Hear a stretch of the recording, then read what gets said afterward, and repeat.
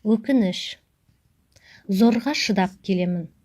Қасымызда балалар болған соң ғана өзімді күшпен басып, зорға шыдап келемін. Қырсыққанда жолда бітер емес. Әлде мұны да бұл сұмырай әдейі істеп келе ме? Қаным қайнап келет, қаным қайнап. Оған айтар әр сөзімді іштей қайталап, айтып жатқан кезімді көз алдыма елестетіп, дайындалып келемін. Төзе алар емеспін. Осы бір қылықтарына төзе алар емеспін. Содан арасында оған жалт қараймын. Ішке жиналғанның бәрін лақ еткізіп келіп оқталамын да, артта отырған балалар есіме түскен соң тістеніп, кері шегініп, қайта терезеге қараймын. Көргім келмей кетеді оны менің, естігім де. Өлдім дегенде үйге де жеттік әйтеуір. Кеш боп кеткен соң ба, әлде менің қабағымды байқады ма, ұлдарым бірден ұйықтамақ боп бөлмелеріне кірді. Тоқтатқам жоқ. Аш емес екенін білемін. Басқасы күте тұрады, сөйтсін дедім іштей өзіме. Енді көлігін тексермек боп сыртта қалып қойған әлгіні күтіп отырмын. Жүрісі де шіркіннің оңған емес созылып. Ол келем дегенше бара салғаным 1000 есе артық. Сол себепті аулаға өзім шықтым. Баяғы сол жолға шығатын көлігін сипалап жүр екен. Басқа не бітіруші еді ол? Жетіп бардым қасына. Екі қолымды айқастырып жынымды баса алмай тұрмын, селк-селк етіп. Сөйтсем, не болды? Дейді ол маған, төк болмағандай. Күйіп кеттім. Ұятың бар ма? Әлде әдейі істейсің бе?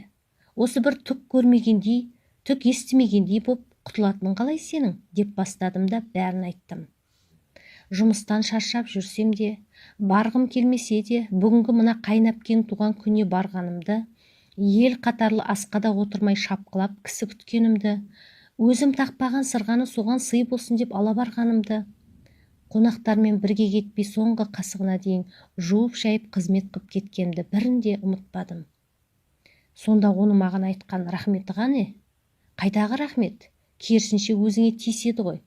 Соны айтып жатсам, бағанадан мені мелшиіп үнсіз тыңдаған бай, не деп қойды сонша? Дегені бар емес пе? Жек көремін осы мінезін. Өтірік жынды болғанды қашан қоясың? Шығып бара жатқанда үстіңдегі пальтоң әдемі екен. Менің інімнің арқасында шалқып жүрсің деген өзіңде естідің емес пе? Дедім бірден. Сөйтсем ол, қызықсың өзің, ода тұрған не бар деп қойып тұр. Қолының майын үстіне сүртіп. Қайсысы көбірек шамыма тиген ұқпадым. Бәсе, бұл әңгіме қайдан шығып жүр десем, сыртымнан бәрің солай деп жүрген көрінесіңдер ғой. Кедейден қыз алып жарылқап отырмыз дейсіңдер ме? Жетісіп, дедім өшіге қарап. Не айтып тұрсың, деді ол, сонда қатқыл үнмен. Өткеннен мен қорқа қоятындай. Мені олай басынбай-ақ қойыңдар, сендер болмасаңдар да өлмесем. Сен тапқан ақшаны қазір мен де тауып жатырмын. Ол менің киімімді түгендемесін деп қанша жылдан бері іште жатқанымды айтып салдым. Аң-таң көрінді ол. Дәл бір шынымен-ақ мұның бірін білмейтін кісідей. Саған не көрінген? Шала бүлініп. Жоқ жерден дау шығарма.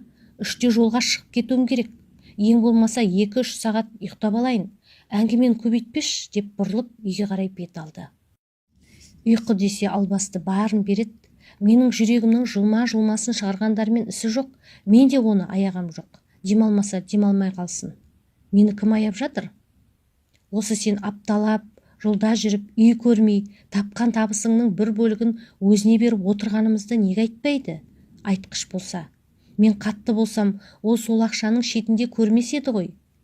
Енем қалып, енді қайнапкенің сөзін естігенім жетпей тұр еді, деп қойып қалдым соң. Маған сонда жалт қараған ол. Қатира, қатты кетіп барасың. Шешемнен не жамандық көрдің? Кеткен адамның мазасын алма.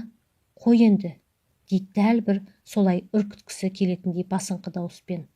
Ал мен шыдап та, қорқып та болып қойғам. Тойып та кеткем. Қасына жетіп бардым да. Өз шешеңе сөз тисе едірейіп шыға келесің. Не, солай етсем әуелі ұратын түрің бар ғой. Ұр. Мен де біреудің баласымын.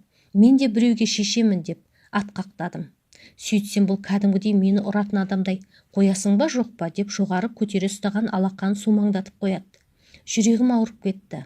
Жетпегені енді осы еді. Есірейін деген екенсің. Ыстық суықтың бәрінен бірге шықтым. Балаларыңды өсіріп жатырмын. Жағдайың сәл түзеліп еді, енді ұрайын дедің бе деп екі көзге ерік бердім. Жек көріп кеткендей болдым өзін. Ол болса беті бүлк етпей әлі қарап тұрмаған. Көргім келмейді сені дедім. Кет, келмесең де болады. Сенсіз де күнімді көре аламын. Маған еш нәрселеріңді міндетсінбей-ақ қойыңдар.